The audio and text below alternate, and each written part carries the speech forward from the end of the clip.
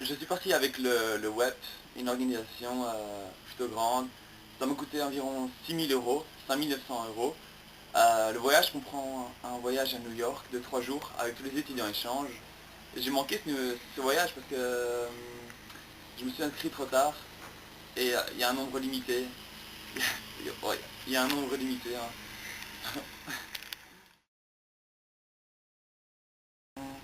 Le système scolaire est vachement différent. C'est-à-dire qu'ici, on peut choisir ses cours. Donc si on n'aime pas les maths, on n'est pas obligé de prendre des maths. On peut prendre même les study halls, c'est-à-dire les fourches. On peut prendre fourche si on a envie. Il y a des ordinateurs dans chaque classe. Ordinateur portable, ordinateur dernière génération, incroyable. Les cotes, l'Amérique, tout le monde sait, c'est hyper facile. C'est-à-dire si tu fais tes devoirs et que tu travailles un minimum, tu peux avoir des A dans toutes les branches. Bon, moi j'ai des C parce que je comprends encore rien.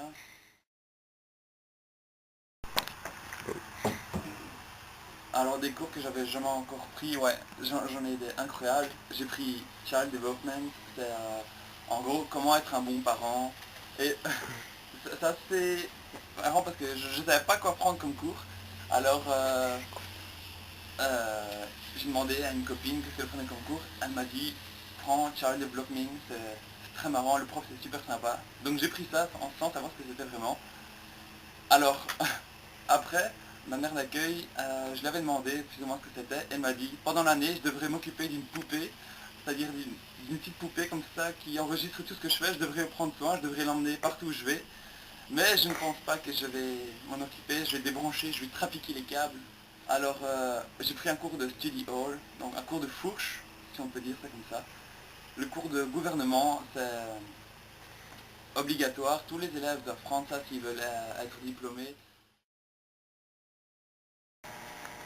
En dehors des cours, je suis dans l'équipe de foot de l'école.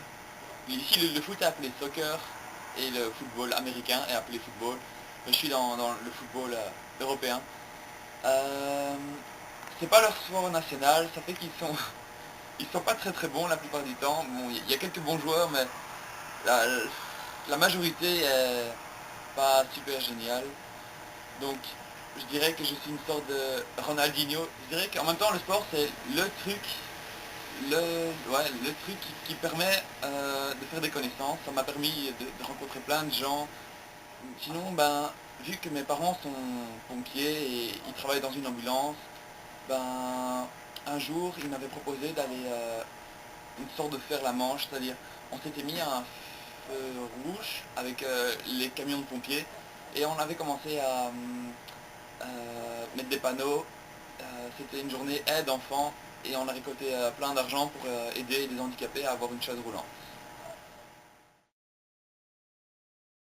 La différence de culture, ben, je dirais que la première chose, c'est d'abord la nourriture.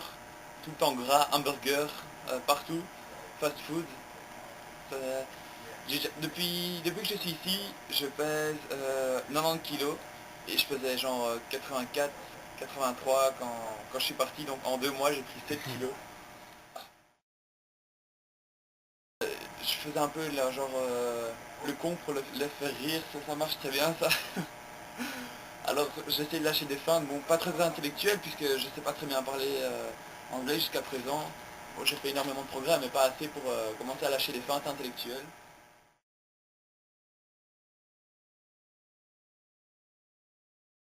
Alors la première chose qu'ils me demandent sur la Belgique c'est où est-ce que ça se situe, parce que la majorité des Américains sont pas très forts en géographie. Et ils confondent la Belgique avec la France. Pour eux, la Belgique et la France, c'est la même chose. On parle la même langue, donc on est le même pays.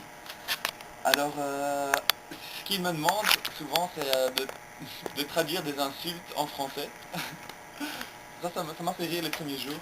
J'ai même pris une vidéo, mais bon, je ne vais pas la diffuser. Euh, la question qui demande à tous les étudiants d'échange, c'est quel est l'âge pour boire dans ton pays? Parce que ils ne peuvent pas boire d'alcool avant 21 ans ici, c'est illégal. Et ils trouvent ça incroyable qu'on puisse boire là, à 16 ans en Belgique, la plupart du temps. Bon, je pense que c'est la limite. Alors, ma famille d'accueil est la plupart du temps ouverte d'esprit. Surtout mon père d'accueil, il me fait trop rire. Et bon, ma mère d'accueil et mon père d'accueil acceptent le fait que j'ai déjà bu de l'alcool en Belgique et que j'ai été dans toutes sortes de boîtes et que bon, la plupart des gens ici, si tu leur dis que tu as déjà bu de l'alcool, tu es considéré comme une personne mauvaise, a bad people. Par contre, ils sont un petit peu stricts au niveau des sorties. Bon, en Amérique, les soirées, il n'y a pas de nightclub, donc ils sont obligés de faire des petites soirées entre eux. Et je dirais que ça se termine maximum à 1 heure du matin. Et bon, moi j'ai la permission de minuit, quoi. 18 ans, la permission de minuit. C'est pas mon record, hein. Alors, ce voyage m'enrichit énormément. Tout d'abord parce que j'apprends l'anglais. Et deuxièmement, parce que ça me permet de vivre un autre style de vie. Le fait que je vis une vie tellement différente, ça, genre à l'école est tellement différente que j'adore y aller. On peut choisir les cours et les profs sont super géniaux. C'est plus des amis que des profs.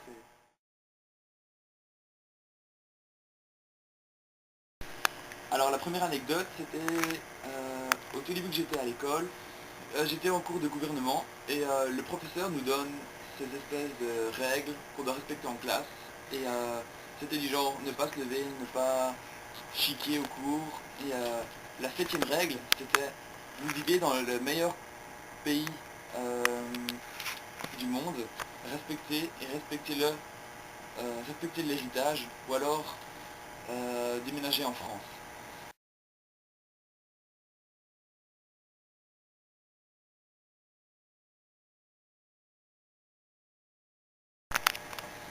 Alors la troisième anecdote c'était sur un terrain de foot, j'étais en attaque et j'avais la balle, alors j'ai essayé de tirer, j'ai donné tout ce que j'avais et tout ce que j'ai réussi c'est tuer les boules d'un pauvre garçon